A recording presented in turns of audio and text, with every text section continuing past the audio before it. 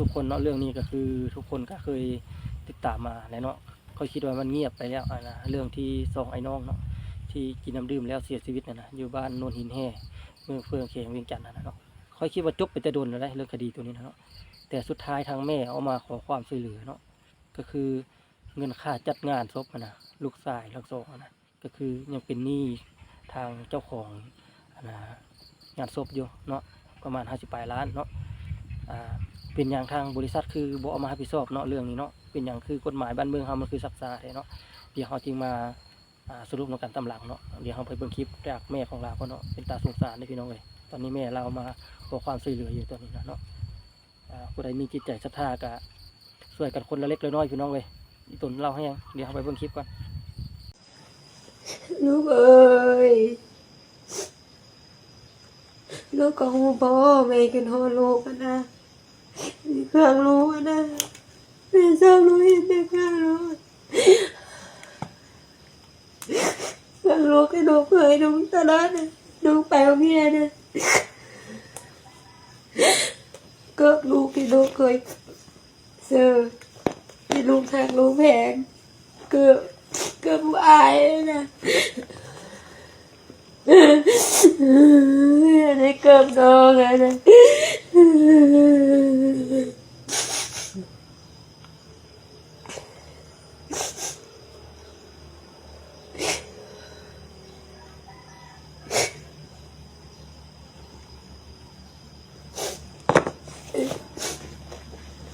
เนี่ยปายก็เห็นจะเกือบโดนกันได้เกือบโดน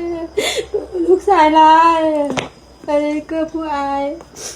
เพื่อนแทงเองเกิดพูดนี่นะคือแล้วก็เอามาไว้ด้วยเพื่อนเชื่อแล้วได้ไว้ก็ดูเลยดูฟังเห็น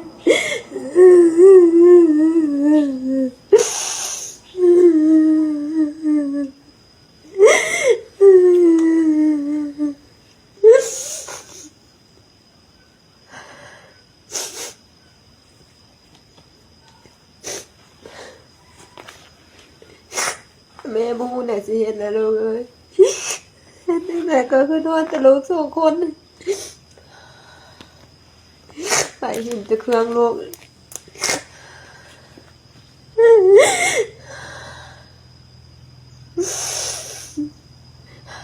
มาส่งลูกอยู่บ้านนอนก็บ่เห็นลูกเห็นแต่เครื่องลูกเห็นแต่ลูกลูกอะไรจังใดแม่จะทำใจได้เด้ลูกเอ้ยจังใดแม่จะทำใจได้เด้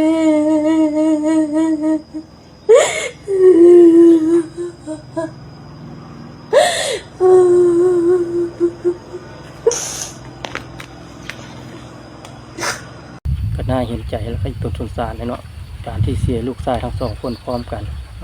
ก่อนอื่นก็ต้องขอแสดงความเสียใจทางครอบครัวของแม่เป็นเนาะทุกคนก็อาจสิฮู้เนาะการทำใจลูกชายที่เสียพร้อมกันแบบนี้อาจที่เกิดขึ้นในครอบครัวใดครอบครัวหนึ่งมันสิฮู้เองความรู้สึกมันเป็นอะไรเนาะแต่ค่อยคิดว่าเรื่องนี้เนาะทางเจ้าหน้าที่ลาวหรือว่าทางกฎหมายบ้านเมืองลาวเนาะคือว่าน่าจะเด็ดขาดไปแล้วเรื่องนี้เนาะน่าจะจบไปแล้วแต่เป็นอย่างคือปะให้มันยืดเยื้อยาวนานไปแบบนี้เนาะก็คือทางแม่นี่ก็ต้องขอความช่วยเหลือจากพี่น้องประชาชนตัวนี้นะคือเงินจัดงานศพก็ยังบ่ได้เสียค่าให้เจ้าของงานเนาะก็คือยังติดหนี้อยู่แต่ทางบริษัทก็ยังเงียบบ่ออกมารับผิดชอบเลยเรื่องนี้เนาะก็คือเรื่องเงินเยียวยาจิตใจทางครอบครัวเราก็ยังบ่ได้อีกอย่างเนาะมันเป็นอะไรกฎหมายบ้านเมืองครับมันคือศักดิ์ศาแท้เนาะค่อยก็ยังฮู้คือกันเนาะคือว่าเรื่องนี้มันก็บ่ได้ซับซ้อนอีกอย่างง่ายๆเนาะทางที่ฮู้อยู่ทางบริษัทท่านมาส่งน้ำเนาะที่ตุกในตุกน้ำมันมีสารเคมีหรือว่าสารพิษอยู่ในตุกนั่นนะเป็นอย่างทางเจ้าหน้าที่คือบัวเอาพิษทางบริษัทใดเนาะย้อนอย่างแทนที่ตุกน้ำนะก้อนเจ้าสิเอามาส่งให้แต่ละคนแต่ละครอบครัวนะเจ้าก็ต้องฆ่าเชื้อมันบอกอันนี้มันคือมีสารพิษอยู่ในตุกอยู่เนาะฉะนั้นทุกสิ่งทุกอย่างทางบริษัทต้องรับผิดชอบก่อนเรื่องนี้นะเรื่องเงินเยียวยาจิตใจนี่ก็คือกันเนาะมันเป็นอย่างแท้มันคือศักดิ์ศาเนาะพอคิดว่าคดีนี้จบไปตั้งโดนแล้วแต่ตอนนี้ทางแม่เราก็ได้ออกมาขอความช่วยเหลือจากพ่อแม่พี่น้องเราเนาะ ก็น่าเห็นใจและไผก็คือกันนั่นแหละเนาะการที่เสียลูกชายทั้งสองคนที่ยังทำเฮียนอยู่เนาะไปพร้อมกันแบบนี้ จิตใจมันสิบ่อยู่กับเนื้อกับตัวเลยเพราะตรงๆล่ะถ้ามันได้เกิดขึ้นแล้วเนี่ยนะทุกคนคิดเบิ่งสองครอบครัวสองคนเนาะเสียพร้อมกันแบบนี้แบบกระทันหันแบบนี้นะหรือบ่ได้ตั้งตัวอย่างเลยนี่นะหัวอกคงเป็นแม่มันเจ็บส่ำใดมันทรมานส่ำใดป่านนั้นเงินเยียวยาจิตใจทางครอบครัวเขายังบ่ได้เฉยมิดจิรีอยู่กับเท่าคุณมือนี่อ๋อพี่น้องเอ้ยกฎหมายบ้านเมืองเฮาเนี่ยมันคือศักดิ์ศาให้เนาะ